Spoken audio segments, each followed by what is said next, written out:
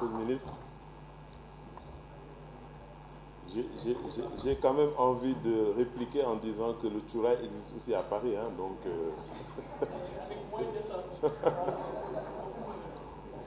on va poursuivre le débat. Donc on va terminer avec Monsieur le ministre secrétaire général. On a commencé par un banquier, on va terminer par un banquier central. Et bon, voilà, donc vous pouvez... À vous la parole, Monsieur le ministre. Mesdames et messieurs, sur la communauté bancaire que je retrouve ici, le directeur de l'agence principale de la BCEAO à Dakar, qui est venu certainement honorer l'ancien directeur national de la BCEAO que je suis, M. François Sen, le représentant du ministre des Finances, Leïti Ndiaye. Je vois également une banquière qui se fait toute petite quelque part. Tous les magistrats, mais surtout ce que j'apprécie dans cette assemblée, c'est l'amitié. Je crois que ça m'offre l'occasion de saluer un ami de très longtemps, Ousmane Anne, qui est juste derrière, qui est un de mes promotionnaires du Britannique militaire de Saint-Louis. Alors, Ibrahima a réussi une prouesse, c'est de me faire écrire quelque chose. Avec la complicité de M. Tal, parce que je ne connaissais pas Ibrahima, je ne connaissais pas M. Tal, mais quand on m'a dit que je suis le mari d'Aïcha, et comme Aïcha, nos familles se connaissent depuis 30 ans ou 35 ans, rien que le nom d'Aïcha m'a obligé à répondre à cette requête. Et Monsieur le ministre, vous le savez, à un poste de secrétaire général du gouvernement, on n'a même pas le temps pour soi, pour avoir le temps pour écrire. Un banquier central est forcément un homme de droit. Parce que tout ce que fait un banquier central, ça part de texte. Et j'ai eu l'avantage à la Banque centrale depuis 1987-90 d'avoir traversé beaucoup de choses. Et pour l'anecdote, ce qui m'a amené surtout sur l'amour, en tout cas, de lire et de comprendre le droit. Ça devait être au milieu des années 90, une banque, comme elles savent bien fatiguer la Banque centrale, qui nous demande est-ce que les peines et soins sont une sûreté. Je commence par là. On m'impute le dossier, ça arrive chez moi, c'est d'abord de comprendre ce que c'est que peine et soins. À l'époque, malheureusement, il n'y avait pas Internet. Je me suis précipité à la bibliothèque de la Banque centrale parce qu'il y avait un Français qui faisait des... C'était un livre bien aimé. Et voilà, j'ouvre et je vois que peine et soins, c'est ça. En d'autres termes, avoir un titre de propriété et permettre à quelqu'un de venir construire dessus. Et le banquier nous demandait est-ce que c'était une sûreté. Et à l'époque, il n'y avait pas encore la WADA. C'est pourquoi la Banque centrale et d'une manière générale, nos communautés, et je suis fier en tout cas d'appartenir à cette communauté, elle a su s'adapter, elle a su à chaque fois aller rechercher les ressources nécessaires pour régir. Oui, Ibrahima a fait un plaidoyer pour le CFA. Un jour, on viendra ensemble vous parler de ce CFA. Bon, beaucoup de gens qui me définissent comme, se disaient, qu'est-ce qu'un pro-CFA fait dans le gouvernement? Oui, parce que bon, je suis passionné par ce que le CFA a apporté à cette zone et je le disais souvent à chaque fois qu'il y a un chef d'état-major général des armées qui était nommé, nouveau ministre des Forces armées, il n'y a que vous que je n'ai pas pu faire venir, j'allais le voir et je lui disais toujours, je suis à votre disposition. Mais je veux surtout vous dire une chose, c'est que le franc CFA fait de sorte que vous pouvez avoir besoin de moins d'hommes pour le maintien de l'ordre. Parce que le franc CFA garantit la stabilité des prix, une faible inflation. Je ne peux pas m'imaginer un taux d'inflation de 50% comme il y en a en Turquie, de 30%, de 40% comme il y en a au Nigeria. Dans nos zones, si vous l'avez, parce qu'on n'a jamais connu ça, je vous assure que c'est des émeutes du matin au soir. Pour revenir au sujet, d'abord le féliciter parce que mes collègues de la Banque centrale savent que je suis l'un de ceux qui militent beaucoup pour la gestion des connaissances. C'est-à-dire comment arriver à sauvegarder ces connaissances que nous avons gagnées dans nos professions respectives. Et je lui disais, bon, bravo, parce que vous, au moins, vous avez osé écrire. Et je sais que dans cette salle, ceux qui ont une grande expérience, si on demandait qui a écrit un livre, il n'y aurait pas beaucoup de mains qui vont se lever. Les circonstances atténuantes, vous les avez peut-être. Mais j'ai demandé au chef d'état-major général des armées, Mbaye Cissé, qui est un promotionnaire du Prétané militaire, je lui dis, général, comment vous faites pour écrire? Il me dit, ne vous mettez pas de la pression. À chaque fois que vous avez du temps, écrivez. Si c'est une demi-page, écrivez. Donc, il faut le féliciter d'avoir eu ce courage. Puisqu'on a eu des banquiers émérites, on a eu des banquiers centraux émérites, mais très rarement ils ont écrit. Très, très rarement. Et je pense qu'ils ont beaucoup de choses à raconter, beaucoup de choses à donner à la jeune génération. Donc, pour cela, on va lui dire bravo. C'est vrai que nous sommes dans un environnement où votre livre est approprié parce que les mutations sont là, tout s'accélère, tout se complexifie, c'est ce que je disais dans la préface. Qu'est-ce que nous constatons? C'est qu'à chaque fois que le secrétaire général de la commission bancaire va dans une banque, n'est-ce pas, DG, elle ne revient jamais bredouille. Elle revient toujours avec des provisions complémentaires demandées, des déclassements de créances que la banque classe et saine qu'on reclasse comme des créances en souffrance. Et pour une bonne part, c'est parce que malheureusement, au niveau juridique, au niveau des sûretés, le travail n'a pas été bien fait. Et c'est rarement moins de 2-3 milliards. Il y en a qui se retrouvent avec 10, il y en a qui se retrouvent avec 40 milliards. 40 milliards, on vous dit qu'il faut provisionner 40 milliards. C'est de la destruction de valeur. On peut même l'appeler d'abus de biens sociaux. Parce que cet argent qui est investi n'appartient pas à la banque. La monnaie, le service bancaire, c'est un service public, c'est un bien public. Et à chaque fois, c'est des milliards, pour ne pas dire des dizaines de milliards qui peuvent être déclassés. Pourquoi? Parce que malheureusement, les dossiers de crédit sont mal ficelés. Malheureusement, la compréhension de ce que les sûretés peuvent donner, ce n'est pas fait comme il le faut. C'est pourquoi, je le dis dans la préface, très humblement, les banquiers, la Banque centrale, le secrétaire général devaient pouvoir prendre ce livre-là. Madame Anne, vous devez pouvoir le distribuer à tous vos... je ne dis même pas ceux seulement qui sont... mais distribuez-le tous. Parce que malheureusement, ils se trompent. On engage le crédit. On se rend compte à un moment donné que le crédit pose problème et on déclasse. Et quand on déclasse, le contentieux juridique d'abord, ensuite judiciaire. Et ce contentieux judiciaire, quand j'ai quitté la Banque centrale de la Direction nationale fin janvier, on avait 700 milliards de francs CFA de crédit en contentieux judiciaire, datant de plus de 5 ans. Autant que les fonds propres des banques. Vous le disiez tout à l'heure, c'est retard, oui. Mais 700 milliards de contentieux bancaires dans les juridictions d'instance, depuis parfois plus de 5 ans. J'ai tout fait pour les enlever de là-bas pour amener au niveau du tribunal du commerce, mais on me dit qu'il faut d'abord changer la loi sur le tribunal du commerce. D'où l'importance, encore une fois, pour le système bancaire, de bien maîtriser les opérations de crédit, de bien maîtriser, comme vous l'avez dit dans votre document, ce que c'est que les sûretés, la documentation. Mais souvent, les banques, et je lance une pierre là-bas, les services chargés du marketing, de la communication sont souvent bien choyés. Mais les autres, malheureusement, non. Et ça a coûté 700 milliards.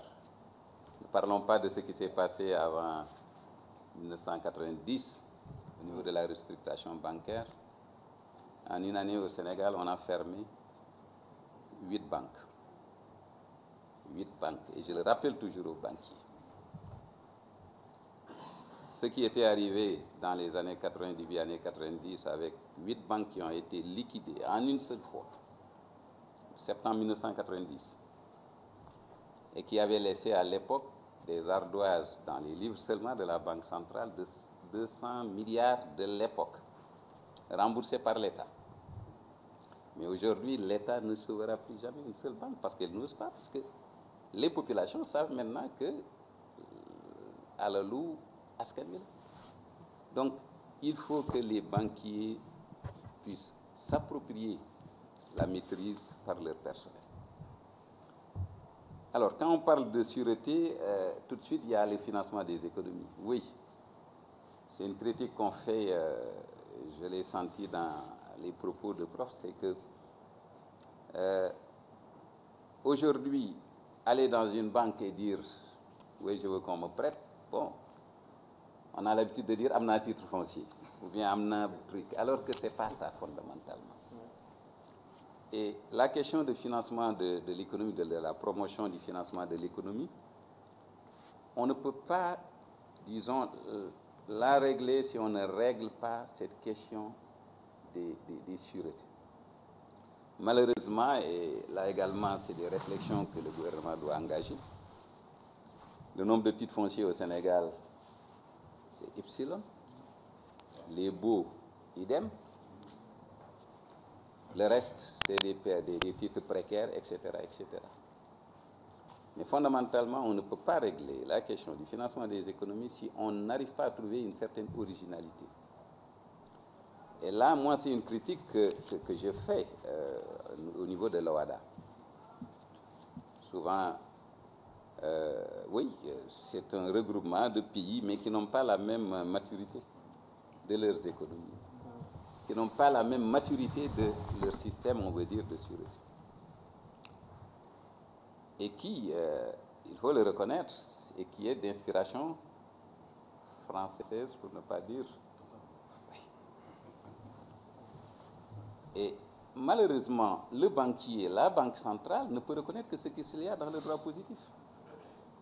Vous allez aujourd'hui, le secteur agricole, c'est 3% du total des financements bancaires, alors que c'est 40% de la population active.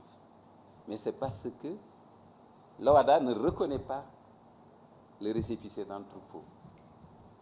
Ne reconnaît pas ceci, cela. Et moi, j'ai toujours plaidé quand j'étais à la Banque centrale avec mes collègues qui allaient aux réunions OHADA, je leur disais, écoutez, il faut qu'on enrichisse et qu'on tropicalise les sûretés. Là également, c'est un chantier, vous l'avez dit, l'informel, mais plus fondamentalement, la question des financements, il y a d'abord cette contrainte de sûreté qui est là, parce qu'aucune banque n'a de l'argent, et c'est ce que j'ai l'habitude de dire aux banquiers, je leur dis, écoutez, vous n'avez risqué vous que votre capital.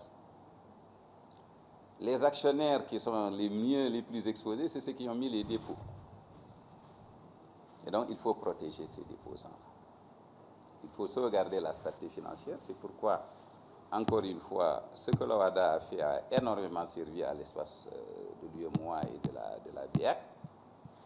Ce marché unique des services bancaires qu'on a dans cette zone, qui est une belle réalisation. Il n'y a pas deux zones comme les nôtres dans le monde. Vous avez un marché commun, vous avez un marché unique des services bancaires, vous avez une monnaie commune. Ce qui ne marche pas, donc ce n'est pas du côté de la Banque centrale, j'en reviens au niveau du débat sur le CFA, c'est du côté de nos politiques qui n'ont pas su profiter de l'environnement que leur offre l'Union monétaire ouest-africaine. Donc, ce marché unique des services bancaires, je l'ai dit dans la préface, l'OHADA l'a excellemment complété. Ça nous rassure parce que si nous devions aller gérer 8 COCC, ça va être particulièrement difficile. Donc, ça, c'est une réalisation et ça aide beaucoup. Vous l'avez dit dès le départ avec cette règle d'atténuation du risque de crédit, parce qu'après tout, on protège à nouveau vous qui êtes là et qui avez laissé votre argent dans les banques. Les gens se plaignent qu'on ne leur prête pas, mais à la fin de la journée, ce qui importe, c'est qu'un déposant puisse accéder à ses dépôts sans aucune contrainte. Donc, ces techniques d'atténuation du risque de crédit, l'OHADA les a bien expliquées. C'est des pratiques que les banques doivent pouvoir comprendre et appliquer. Mais surtout, ce livre aussi doit servir au patronat. Parce qu'ils ont l'habitude de se plaindre comme si c'était un droit d'avoir un crédit. S'ils lisaient à minima ce qu'il y a dans la réglementation, c'est des éléments qui les aideraient beaucoup. J'ai l'habitude de leur dire, en matière de due diligence, vous faites des due diligence sur votre business, mais vous ne faites jamais de la due diligence sur les propres contraintes que ceux vers qui vous allez.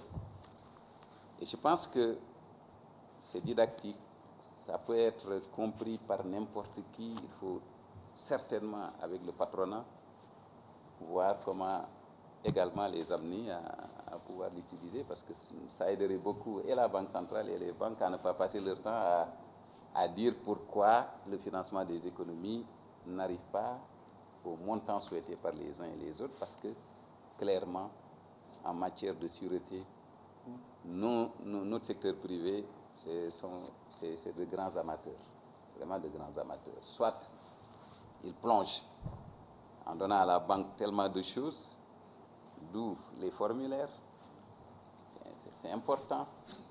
Madame la vice-présidente, je le disais, j'ai toujours dit que quand on a une société qui n'est pas d'abord alphabétisée et qui n'a pas une éducation financière, il faut les aider à travers des formulaires harmonisés de crédit bancaire, où les clauses sont des clauses qui sont quand même suffisamment bien étudiées. Et je pense également que le livre apporte une solution à ça. J'ai toujours demandé à l'APBF, en matière de RSE, ce que les banques peuvent faire, c'est ça. C'est d'aider les gens à avoir des formulaires harmonisés et ne pas l'écrire en petits caractères.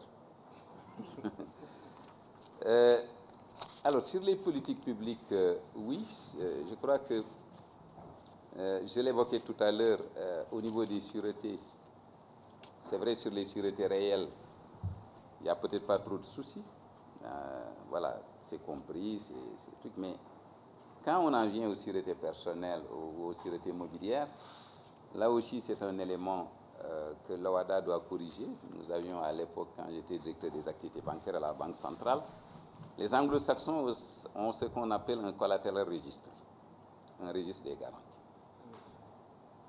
qui facilite énormément la tâche aux banques. Mais malheureusement, vous venez sur les procédures qu'on dit simplifiées de recouvrement, je ne sais plus si comme ça on l'appelle, ce n'est pas si simplifié que cela. Donc là également, c'est un élément sur lequel on doit pouvoir aussi, disons, toquer à la porte de l'OHADA, c'est que nous ne soyons pas toujours dans ces procédures rigides, parce que réaliser, vous le dites, une garantie ici, c'est la croix et la bannière. Le tribunal de commerce est en train de régler certaines choses, mais la soulte qui est là est très importante. Sur la finance islamique, je l'ai évoqué dans la préface en vous disant que c'est une ouverture. Nous avons une banque islamique qui est là. Nous avons des institutions de microfinance islamique. Oui, la microfinance, oui, il faut bien leur donner une existence pour leur faire une réglementation spécifique et adaptée. Mais sur la finance islamique, la Banque centrale a fait l'effort nécessaire. Ce n'était pas réglementé, c'est maintenant réglementé. Mais s'il y a un contentieux, je plains les magistrats qui ont jugé des contentieux sur les opérations de finance islamique. Je ne suis pas sûr que, d'abord, il y a des écrits très clairs sur où se trouvent les éléments qu'il faut regarder, parce que sur la finance islamique, tout est documentaire. Mais également, vous le disiez, je ne sais pas si c'est Maître Youm qui le disait ou vous-même, c'est le temps des opérations. C'est-à-dire les opérations doivent être tellement séquencées et strictement séquencées. Si ce n'est pas séquencé, il y a des vices de fond et tout de suite, le juge peut avoir beaucoup de problèmes. Donc là également, c'est un défi que nous lançons aux uns et aux autres, et ce n'est pas compliqué. Moi, je le disais toujours à mes collègues, c'est que quand j'ai vu la finance islamique arriver à la Banque centrale, je suis allé m'inscrire à un master en tant que directeur de la Banque centrale à l'INSEF de Malaisie, qui est la première université islamique du monde. Je suis allé m'inscrire là-bas pour faire un master. Voilà, c'est quand ils m'ont dit que ça commence à durer, qu'ils vont me chasser, j'ai trouvé les moyens de finir le master en décembre dernier. Mais c'est essentiel que vous puissiez vous engager dans cela. Ça, vraiment, moi, c'est un appel que je vous lance, c'est un appel que je lance à tous ceux qui sont dans la profession juridique. L'inclusion financière se fera dans l'étape à venir au Sénégal via la finance islamique. C'est incontournable. Il y a beaucoup d'entre nous qui sont là, modernes et tout, mais quand vous leur dites votre compte d'épargne intérêt, ils refusent. Vous voulez leur vendre une obligation, ils refusent. Donc, le relais pour l'inclusion financière et pour le financement des poches qui sont inoccupées, c'est la finance islamique. Encore une fois, la Banque centrale a fait presque tout ce qu'elle devait faire. Il reste 2 ou 3 choses, n'est-ce pas, sur le prudentiel et sur les opérations comptables. Nous avons une ligne de financement de la BID de l'ordre de, il me semble, 63 milliards de francs CFA ou 63 millions de dollars, mais 63 milliards pour la microfinance islamique, et cette ligne n'est toujours pas utilisée. Parce que malheureusement, l'offre est absente. Parce que malheureusement, beaucoup de Sénégalais ne se sont pas investis dans les opérations de microfinance islamique. Et nous connaissons le fait religieux, comment il traverse la société sénégalaise. Beaucoup d'opérations qui se font aujourd'hui dans l'agriculture sont des opérations régies par la finance islamique. Vous allez dans les territoires où, en début de campagne, on vient, on vous prête et vous vendez la récolte, ça existe. C'est le salam. Etc., etc. Et je crois que c'est des éléments sur lesquels moi je vous encourage à écrire. Et je finirai par l'échange qu'on a eu hier. J'ai commencé par là, c'est-à-dire cette générosité que vous avez eu d'écrire. Et je vous expliquais que, bon, parfois je porte mon chapeau de oustas, que écrire est un acte de waqf, c'est-à-dire une aumône perpétuelle. En tout cas, pour ceux qui sont musulmans, il n'y a que l'aumône perpétuelle qui peut vous trouver après que Dieu a soldé les comptes ici sur terre, là. Il n'y a que l'aumône perpétuelle qui continue à vous enrichir. Et il est indiqué dans un hadith du prophète sallam que quand vous décédez, ce qui peut encore vous retrouver là-bas, c'est d'abord de laisser des enfants pieux qui prient pour vous, ou de laisser ici une œuvre de donation perpétuelle. Ça peut être un immeuble que vous laissez pour que l'usufruit serve, ça peut être un thème que vous truquez pour que les gens puissent boire, mais ça peut être également une connaissance que vous laissez ici dont les gens vont se servir, vont avoir besoin. Et c'est-à-dire, si c'est une connaissance utile, ça devient une aumône perpétuelle. Et je termine par ces mots en poussant tous, peut-être à partir de là, que tout un chacun puisse avoir, disons, le courage ou en tout cas la volonté d'écrire. Je vous remercie.